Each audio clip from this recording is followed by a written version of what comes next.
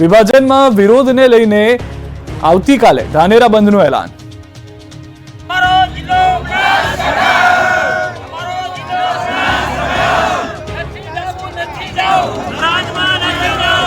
નથી જવું ધાનેરા અને થરાદમાં નથી જવુંના સૂત્રોચ્ચાર હવે ધાનેરા ગામમાં સંભળાવા લાગ્યા છે. બનાસકાંઠાના વિભાજનનો વિરોધ શહેરથી હવે ગામ સુધી પહોંચી ગયો છે. ધાનેરા અને થરાદ જિલ્લામાં ભેળવી દેવામાં આવતા આક્રોશ ફાટી નીકળ્યો છે.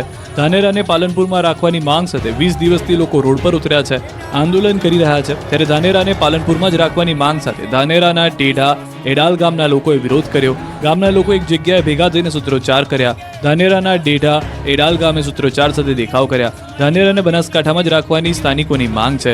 નથી જવું વાવ થરાદમાં નથી જવુંના સૂત્રોચ્ચાર સાથે દેખાવ કર્યા. બનાસકાંઠાથી ગીર સોમનાથ સુધી વિવિધ મુદ્દે લોકોનો વિરોધ. બનાસકાંઠા જિલ્લા વિભાજનમાં કોંગ્રેસના આગેવાનોનું જ વિભાજન જોવા મળ્યું. જી હા, દિયોદર અને ધાનેરામાં કોંગ્રેસના જિલ્લા પ્રમુખ અને પૂર્વ ધારાસભ્ય વિભાજનના વિરોધમાં છે. તો બીજી તરફ વાવ થરાદ બનેલા નવા જિલ્લામાં કોંગી આગેવાનોએ સરકારના વિભાજનના નિર્ણયને આવકાર્યો. વાવ થરાદના કોંગ્રેસના નવનિયુક્ત મહિલા પ્રમુખ ગીતાબેન નાઈએ સરકારના નિર્ણયને આવકાર્યો. તો થરાદના કોંગી પ્રમુખે પણ સરકારના નિર્ણયની પ્રશંસા કરી આભાર વ્યક્ત કર્યો. કોંગ્રેસના આગેવાનો અને વેપારીઓ દ્વારા સૂત્રોચ્ચાર કરી સરકારનો આભાર માન્યો.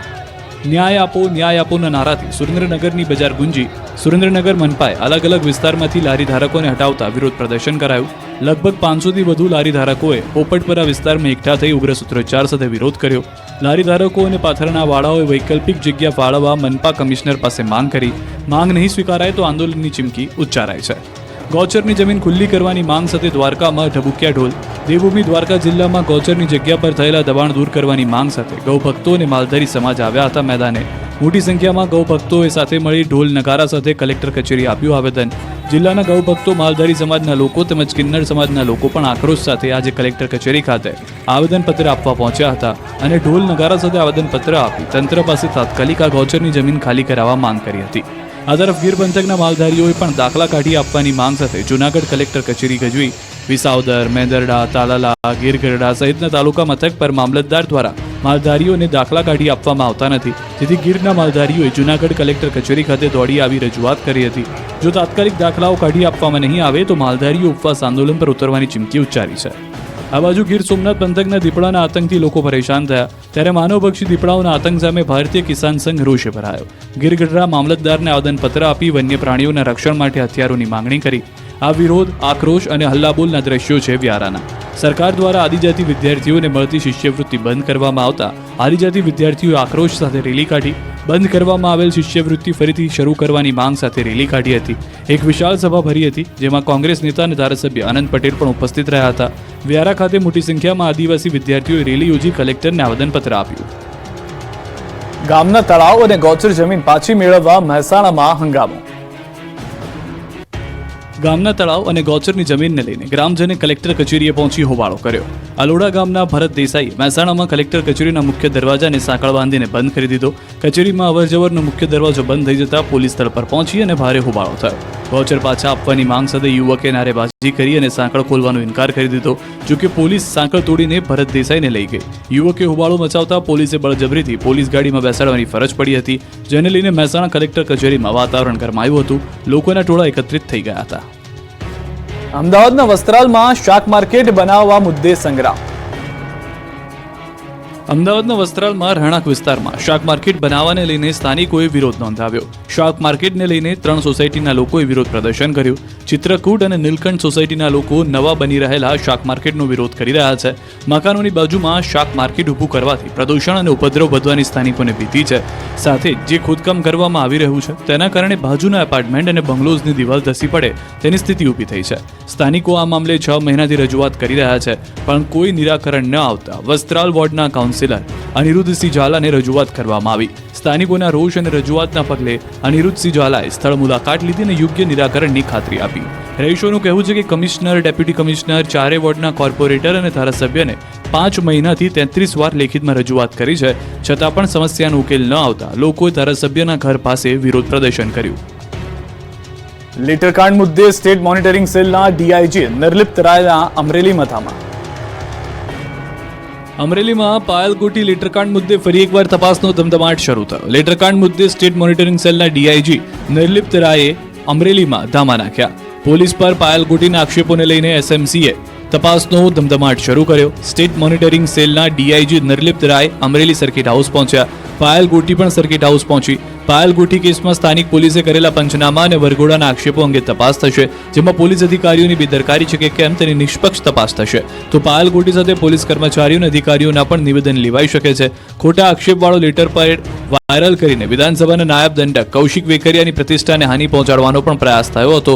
જે ગુનામાં મુખ્ય આરોપી યુવા ભાજપ પૂર્વ પ્રમુખ મનીષ વઘાસિયા પાછળ કયા નેતાઓ માર્ગદર્શન આપતા હતા તે તપાસ પણ હજી બાકી છે. વિધાનસભા સત્રનો 19 ફેબ્રુઆરીએ થશે પ્રારંભ. ગુજરાત વિધાનસભાનું આગામી 19મી ફેબ્રુઆરીથી બજેટ સત્ર શરૂ થશે. રાજ્યપાલ આચાર્ય દેવવ્રતની ઉપસ્થિતિમાં થશે સત્રનો પ્રારંભ. બપોરે 12 વાગે મળશે વિધાનસભા સત્ર.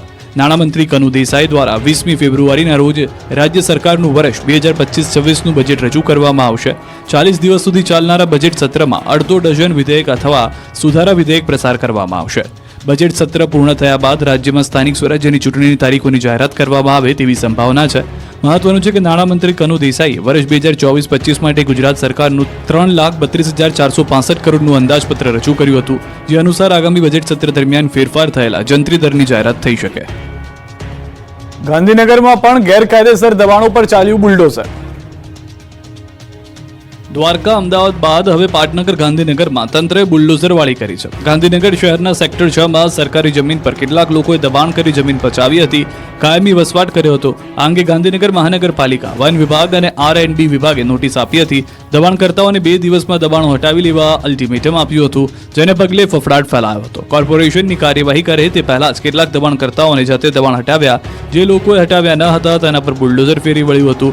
દબાણ હટાવ્યા બાદ ફરીથી દબાણ ન થાય તે માટે પણ લેવાશે પગલાં.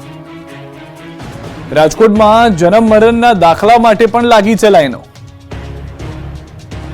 રાજકોટમાં આધાર કાર્ડ અપડેટનું કામ હોય કે પછી રાશન કાર્ડ લિંક કરવાનું કામ કે પછી જન્મ મરણના દાખલા કાઢવાના હોય, તમામ જગ્યાએ તંત્રની બેદરકારી અને સર્વરના ધાંધિયાથી લોકોને લાઈનમાં ઊભા રહેવા સિવાય બીજો કોઈ છૂટકો નથી. રાજકોટમાં જન્મ મરણ વિભાગની કચેરી બહાર અરજદારોની લાંબી લાઈનો લાગે છે. અરજદારોને 2-3 કલાક સુધી લાઈનમાં ઊભા રહેવા છતાં તેમનો વારો આવતો નથી.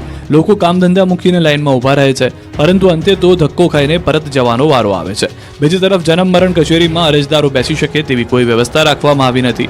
કડકડતી ઠંડીમાં અરજદારો લાઈનમાં ઊભા રહેવા મજબૂર બન્યા હતા. તો એક મહિલા અરજદાર પોતાના નાના બાળક સાથે સેન્ટર ખાતે પહોંચી હતી અને તેમણે કહ્યું હતું કે બાળક નાનું છે, તેમને નામ ચડાવવાનું હોવાથી તો અહીં આવ્યા છે. જો કે બાળકને લઈને પણ તેઓ અને આવું પડી રહ્યું છે. આ ઠંડીમાં બાળક સાથે પોતાને પણ હેરાન થવાનો વારો આવ્યો છે. ભરૂચના આમોદમાં કેનાલમાં પડ્યા ભ્રષ્ટાચારના ગાબડા. ભરૂચ જિલ્લાના આમોદની ભીમપુરા કેનાલમાં ઠેર ઠેર પડ્યા ગાબડા. ગાબડા પડતા આસપાસના ખેતરોમાં પાણીની રેલમછેલ થઈ. તંત્રના પાપે ખેડૂતોના ખેતરમાં ઉભા પાકની પથારી ફરી જતા રોષ ફેલાયો. ખેડૂતોમાં આક્રોશ વ્યાપ્યો. ખેડૂતોએ આક્ષેપ કર્યો કે 2 મહિના પહેલા નર્મદા નહેર નિગમના કોન્ટ્રાક્ટરે ગાબડાનું સમારકામ કર્યું હતું, પરંતુ ફરીવાર એ જ જગ્યાએ ગાબડું પડતા કોન્ટ્રાક્ટરોએ સમારકામની કામગીરીમાં ભ્રષ્ટાચાર કર્યો હોઈ શકે.